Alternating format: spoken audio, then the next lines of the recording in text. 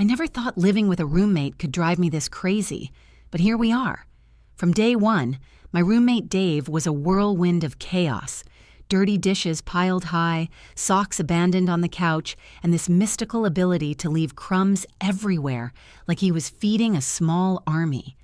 I tried talking to him, even slid subtle notes like, "Please wash your dishes," but nothing worked. One morning, I finally reached my limit when I found his half-eaten sandwich nestled in the microwave, growing something. It was the last straw. I didn't want to fight, but I needed a plan. So I bought a cheap pack of those fake, super realistic cockroach stickers. The tiniest details on these things made them look truly horrifying. One night, after Dave crashed on the couch, I carefully placed a few right where he always left his socks and some peeking out from under the microwave door. The next morning, the chaos erupted. I was in the kitchen when I overheard him shouting from the living room, "What the hell? Are those real cockroaches?" I peeked around the corner, trying not to laugh as he jumped on the couch and yelped like a kid. But I didn't stop there. Over the next few days, I stealthily moved the stickers around his most neglected spots, on his bedside lamp, inside his shoes, even on the bathroom mirror. He was convinced the apartment had become an infestation zone, and you could practically see the paranoia growing. Finally, after a week of this invasion, Dave brought me a clean dish, his first in months, and said, "Okay, I get it. I'm sorry. I'll be better about this." Revenge never felt so sweet or so effective. Sometimes the best payback isn't yelling. It's a little harmless pest control that makes your messy roommate clean up his act. I never thought I'd be the one getting betrayed by my own study group, but here I am, questioning if I messed up. We had this big final exam coming up in our toughest class, and our study group had been meeting every week all semester. I'm usually the one who organizes the sessions and makes sure everyone's prepared. Last week, I suggested a final group review session Saturday afternoon. I even offered my dorm's common room since it's quiet and spacious. But the group chat went silent at first. Then one of the guys, Jason, suddenly said, "We decided to do something else." I asked what, and they said they were meeting without me to change things up. I was hurt and confused, so I asked why I was being excluded. No clear answer, just vague responses about group dynamics and needing fresh perspectives. I felt blindsided and confronted them again, telling them this wasn't fair and that we needed to pull together, especially now. They said I was being too controlling and not letting others contribute. I admit I'm a bit of a perfectionist, but I never thought that meant I was controlling. I always made sure everyone had a say. Now, the group is keeping me out, and my final is a week away. I tried to form a new study group, but no one else wants to join at this last minute. I'm stressed and not sure if I'm the asshole for pushing too hard or if they're jerks for kicking me out. What do you guys think? Am I the asshole here? I was working my usual shift at Starbucks when the most outrageous customer walked in. She was dressed head to toe in designer clothes, but that didn't prepare me for what came next. As she approached the counter, she demanded a secret menu drink, something that didn't even exist. When I politely explained we couldn't make something that wasn't on the menu, she scoffed and said, "I'm a VIP customer. You need to get your manager now." I called my manager over, who kindly explained the same thing. Instead of backing down, she dramatically waved her hand and said, "I write Yelp reviews, and if you don't make my exclusive drink, I'll make sure everyone knows how rude your store is." The entire line behind her was growing restless, and I was mortified. But then I smiled and said, "Okay, I can try to create something close for you." I made a custom drink with the ingredients she vaguely described, but I charged her full price. When she tasted it, she immediately said, "This isn't what I wanted. Refund me now." I calmly explained our policy that customized drinks can't be refunded because they're made just for them. That's when she kicked it into full entitled mode, yelling about how she's spent thousands here and deserved better. At that moment, my manager stepped in and told her that if she wasn't satisfied, she was free to leave, but no refunds would be given. Guess what? She stormed out, but not before loudly telling everyone that Starbucks doesn't care about regular customers. The kicker? The rest of the line started applauding us for standing our ground. Sometimes you have to be firm with entitled people, and it really changes the whole dynamic. I walked away from that shift feeling like a hero, honestly. So here's what happened when I took some well-meaning advice way too literally at work. It all started when my manager told me, "Always keep your inbox at 0 by the end of the day. It's the secret to staying organized and stress-free." Simple enough, right? Little did I know this life hack would turn my office into a circus. The next morning, I was determined to achieve inbox nirvana. I started aggressively deleting emails as soon as they arrived, even if they looked important. Then came the bold move, archiving anything I might want to keep later, right away. By lunchtime, my inbox was spotless. My coworkers glanced over, impressed but confused. Around 2 p.m., disaster struck. Our biggest client emailed with an urgent request. Except me being me, I'd archived their email immediately without reading the details. I only realized this when my manager stormed over, red-faced, asking why the client hadn't received a response for hours. I thought I was supposed to keep my inbox empty," I said sheepishly. "Well, yes, but that doesn't mean pretend emails don't exist," she snapped. Meanwhile, I'd handled another email from HR by deleting it, mistaking it for spam because it had the word mandatory in the subject, and I figured I'd deal with it later. Spoiler, it was about mandatory training that was due yesterday. Cue more panic messages.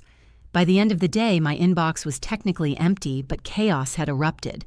I'd managed to miss deadlines, ignore urgent messages, and cause a mini office meltdown. The secret advice backfired spectacularly. Morale of the story? Sometimes good advice needs a pinch of common sense. Inbox 0 is great, but ignoring emails to achieve it. That's a recipe for disaster. Now I just let emails pile up a little, and somehow the world keeps turning. Who knew? I thought I was doing the timeout method all wrong, until I got this golden advice from a parenting blog. Make it a full sensory experience. Give your kid a calm space with their favorite toys and let them figure out their feelings. Sounds peaceful, right? Spoiler alert, it was not. My 5-year-old Lily was having a meltdown because I made her wear pajamas to school picture day. Don't ask. So I put her in what I thought was a super chill timeout zone.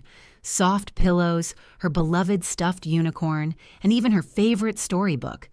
I figured she'd calm down, reflect, maybe even hug the unicorn and say sorry. Instead, she turned it into a solo party. Within 5 minutes, Lily was bouncing on the pillows like a kangaroo and yelling, "Best time out ever!" She gathered all her toys, declared herself queen of chill, and started bossing the dog around like a royal. My husband peeked in, trying not to laugh. Then the chaos crescendoed when Lily decided the pillows were her castle walls and declared war on her little brother, who was conveniently in the room. Cue pillow fight with royalty-themed battle cries. I had to step in, trying to stifle my laughter while breaking up the siege. Turns out, the advice to make timeouts calm and fun was supposed to help her reflect, not reboot her energy. I learned that a timeout is better off boring, and definitely not a spa day with a side of pillow warfare. Now, whenever I hear sensory timeout, I brace myself. Parenting tip. Some advice is better read with a grain of salt, and maybe a helmet. I never thought a weekend at home would turn into a huge battle over our dog's care. But here we are. My husband and I have a 2-year-old golden retriever named Bailey, who means the world to both of us. A few days ago, I noticed Bailey was limping badly after our morning walk. I immediately insisted we take him to the vet. My husband, however, thought I was overreacting and wanted to wait it out, saying he probably just twisted his paw. I didn't want to risk it. When I got to the vet, they told me Bailey needed emergency surgery to fix a torn ligament. The surgery was expensive, but absolutely necessary. I called my husband to let him know, and instead of being relieved, he snapped at me. He said I jumped the gun and accused me of making a big deal out of nothing. He even suggested I'm too emotional about the dog. Since the surgery, tension has been through the roof.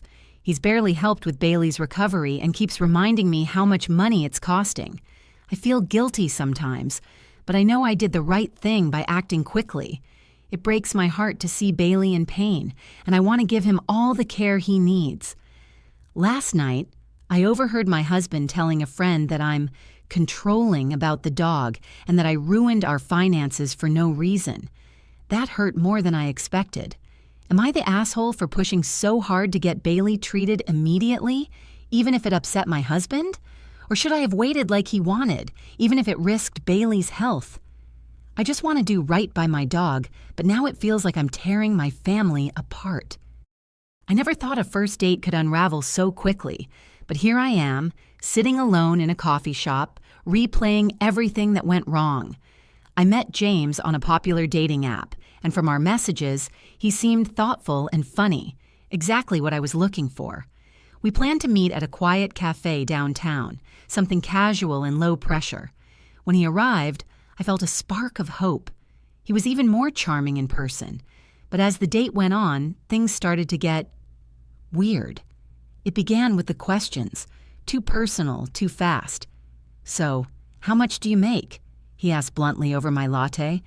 I laughed nervously, trying to steer the conversation elsewhere, but he kept circling back, pressing about my job, my finances, even my past relationships. I tried to be open, but the vibe shifted into interrogation mode, and I started to feel less like a person and more like an exam. Then came the unsolicited advice. "You really should consider getting a better job.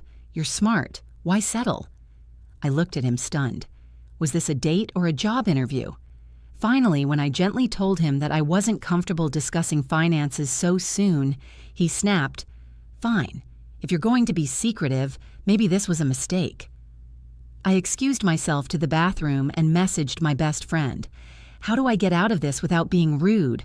I feel trapped." When I returned, James was texting on his phone, completely ignoring me. I realized I deserved better than feeling judged or pressured hours into a first date. But part of me wonders, am I overreacting? Should I give him a second chance, or was this a clear sign?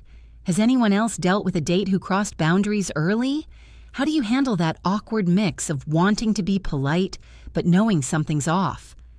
I just want to find someone who respects me, not someone who sizes me up like an application. Please, any advice would help. Right now, I feel lost. I swear nothing had prepared me for the moment I walked into my apartment and found my roommate hosting a full-on medieval banquet in our tiny living room. I mean, we had talked about our lifestyle differences. She's a free-spirited artist who's more live in the moment, and I'm a data analyst who thrives on order. But this was next level. It all started earlier that day when I texted her, "Can you please clean the bathroom? It's genuinely terrifying in there." She didn't answer, which was weird because we usually text back and forth like clockwork. So I went home early, hoping to catch her before things got out of hand. I opened the door, and suddenly the smell hits me. Incense, roasting meat, and something that I can only describe as a mixture of old wood and patchouli. When I flicked the lights on, I was met with a bizarre sight. My roommate, clad in a velvet cloak, sitting at a massive wooden dining table we definitely don't own, surrounded by candles and goblets. Oh, and 3 other people, all in similar medieval get-ups, were sitting across from her. What the hell?" I said, nearly dropping my work bag. She looked up, grinning like I'd just interrupted an ancient ritual. "Welcome to the Brotherhood of the Eternal Feast," she said solemnly. "We meet every full moon to celebrate the old ways. You're just in time for the main course." I blinked. "You mean you invited people here without telling me? And you're cooking what smells like a roasted something in my kitchen?" She shrugged like it was the most natural thing in the world. "The bathroom will get cleaned tomorrow during the ritual cleansing." I wanted to scream, but instead I just stood there, stunned. The group waved me over like I was the final guest. They poured me some weird herbal wine, and against all logic, I joined in. The surreal evening bled into midnight, filled with chanting random toasts to the spirits and an inexplicable sense of camaraderie. When it was over, the place looked like a tornado had passed through, but strangely, I felt lighter. as if the weirdness had purged some of the stress I hadn't realized I'd been carrying. The next morning, I found a hand-drawn cleaning schedule on the fridge with my name on it, signed In Eternal Partnership. I couldn't decide if this was the start of a roommate nightmare or the wildest, most unexpected adventure of my life. And here's the thing, I kinda can't wait for the next full moon.